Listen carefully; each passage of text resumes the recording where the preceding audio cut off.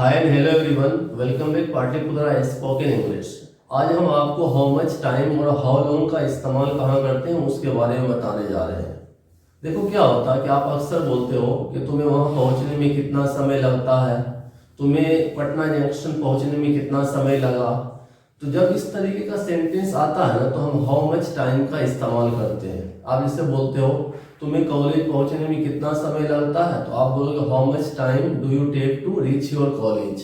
तो आप आंसर दोगे I take 15 minutes to reach my college. आप जैसे किसी को बोले कि तुम्हें दिल्ली पहुंचने में कितना समय लगा, तो पास्ट में है तो आप बोलोगे how much time did you take to reach Delhi. तो आप आंसर दोगे I took 30 minutes to reach Delhi. मुझे 30 मिनट्स दिल्ली पहुंचने में लगा। उसी तरीका से आप बोलते हो तुम्हें कामयाब होने में कितना समय लगेगा, तो आप बोलोगे how much time will you take to get success. अब देखो क्या होता है कि जहां पे हम हाउ मच टाइम इस्तेमाल करते हैं ना, तो हाउ मच टाइम के बदले आप स्पोकन में हाउ लॉन्ग यूज करो। ये आपको एक अच्छा और स्मार्ट स्पीकर बनाएगा। आप जैसे क्या बोलते हो कि तुम्हें पटना जंक्शन पहुंचने में कितना समय लगता है, तुम्हें कॉलेज पहुंचने में कितना समय लगता है, तो यहाँ पे आप क्या करोगे हाउ लॉन्ग का इस्तेमाल करेंगे। और हाउ लॉन्ग के बाद आपका जो होगा ना हेल्पिंग वर्ब होगा, उसके बाद सब्जेक्ट होगा और उसके बाद आपका वर्ब का फॉर्म होगा। आप जिससे बोलते हो कि तुम्हें कॉलेज पहुंचने में कितना समय लगता है, तो आप बोलोगे how long do you take to reach your college. तो आप इसका आंसर दोगे I take 30 minutes to reach my college. जैसे आप बोलते हो मुझसे तैयार होने में कितना समय लगता है, तो यहाँ पे how long does he take to get ready. तो आप इसका आंसर दोगे he takes 1 hour to get ready. उसे तैयार होने में 1 घंटा का समय लगता है। अब देखो इसी चीज को हम पास्ट में बोलते हैं। हम पूछते हैं कि तुम्हें दिल्ली जाने में कितना समय लगा, तो आप यहाँ पे देखो क्या करोगे हाउ लॉन्ग। अब पास्ट में क्या लगेगा डिड लगेगा, तो आप बोलोगे how long did you take to reach Delhi.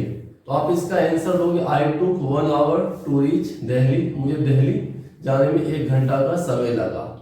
अब देखो इसी तरीका से आप अगर बोलते हो फ्यूचर में तुम्हें आत्मनिर्भर होने में कितना समय लगेगा, तो आप बोलोगे how long will you take to be self dependent. तो आप इसका आंसर दोगे I will take 3 years to be self dependent.